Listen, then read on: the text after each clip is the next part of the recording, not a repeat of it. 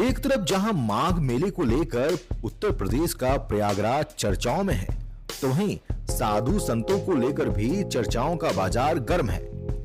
अब एक और मामले ने प्रयागराज में तूल पकड़ लिया है।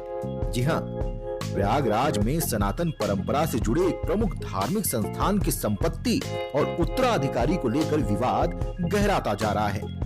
दारागंज क्षेत्र में स्थित वेंकटेश मंदिर, राम देशिक संस्कृत महाविद्यालय और वैष्णव आश्रम से जुड़ी करोड़ों की संपत्ति पर अवैध कब्जे के प्रयास के आरोप लगाए जा रहे हैं। यह पूरा मामला महंत पद के उत्तराधिकारी को लेकर उत्पन्न हुआ है, जिसमें परंपरा, ट्रस्टी डीड और बायलॉज के उल्लंघन का दावा किया गया। आरोप है कि आश्रम के पूर्व महंत पुरुषोत्तमाचार्य के देहावसान के बाद उत्तराधिकारी चयन की परंपरागत प्रक्रिया का पालन नहीं किया जा रहा। न्यास परिषद की व्यवस्था और संस्थापक की इच्छा के अनुसार महंत द्वारा उत्तराधिकारी घोषित न किए जाने की स्थिति में उप महंतों की सहमति से वैकुंठोत्सव के अवसर पर चयन होना था।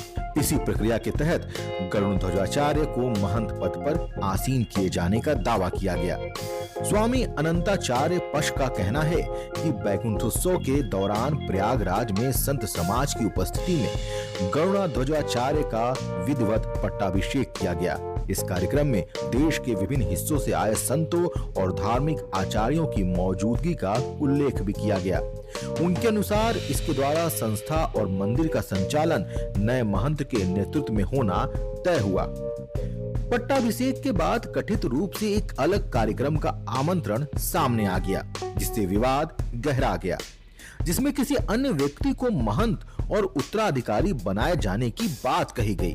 इसे नियम और परंपरा के विरुद्ध बताया जा रहा है।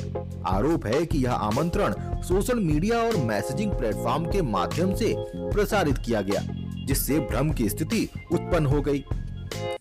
मैं वासुदेवाचार्य श्री राम देशिक वैष्णव आश्रम दारागंज प्रयागराज से आज दिनांक 24/1/2026 को जगत गुरु श्री राघवाचार्य अयोध्या पीठाधीश्वर एवं जगत गुरु उत्तरांचल पीठाधीश्वर श्री कृष्णाचार्य जी महाराज तथा अन्य बहुत से जगत गुरु संत महंत एवं महामंडलेश्वर तथा हजारों संतों महंतों की उपस्थिति में श्री वैष्णव आश्रम रामदेशिक के परमार्थ भूषण महंत के पद पर विरक्त संत स्वामी श्री गरुड़ध्वज ब्रह्मचारी को सर्वसम्मत से नियुक्त किया गया है, जिसमें ट्रस्ट के ट्रस्टी कल्पराज सिंह उनका घोर विरोध कर रहे हैं एवं आश्रम के प्रति उनके विचार एवं उनकी कार्यप्रणाली कल्याणार्थ नहीं है तथा दारागंज की पुलिस व अन्य प्रशासनिक पदाधिकारीगण कल्पराज सिंह के दबाव में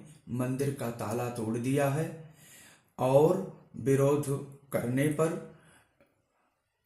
25/1/2026 को कल्पराज सिंह के कहने पर अन्य किसी व्यक्ति की महंत के पद पर मनमानी ढंग से महंत के पद पर चयन करने का विचार कर रही है तथा विरोध करने पर रासुका लगाने एवं जेल में बंद करने की धमकी भी बार बार प्रशासन द्वारा दी जा रही है और प्रशासन के जितने भी दारागंज के पुलिस और अधिकारीगण हैं वो सब हम लोगों का घोर विरोध कर रहे हैं।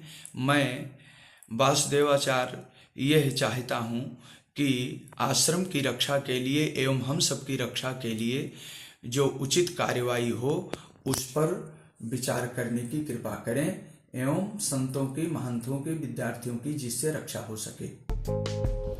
अब इस पूरे विवाद में कल्पराज सिंह, जो कि उत्तर प्रदेश लोक सेवा आयोग के मनोनीत सदस्य बताए जा रहे हैं, इन पर पद और प्रभाव के दुरुपयोग का आरोप लगा है। दावा है कि न्यास परिषद के सदस्य होने के बावजूद उन्होंने बायलॉज और संस्थापक की इच्छा के विपरीत कदम उठाए और कथित रूप से किसी अन्य व्यक्ति को महंत पद पर स्थापित करने का प्रयास किया।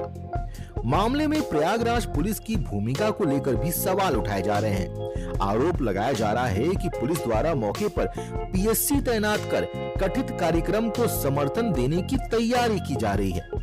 जबकि एक पक्ष की बात नहीं सुनी गई।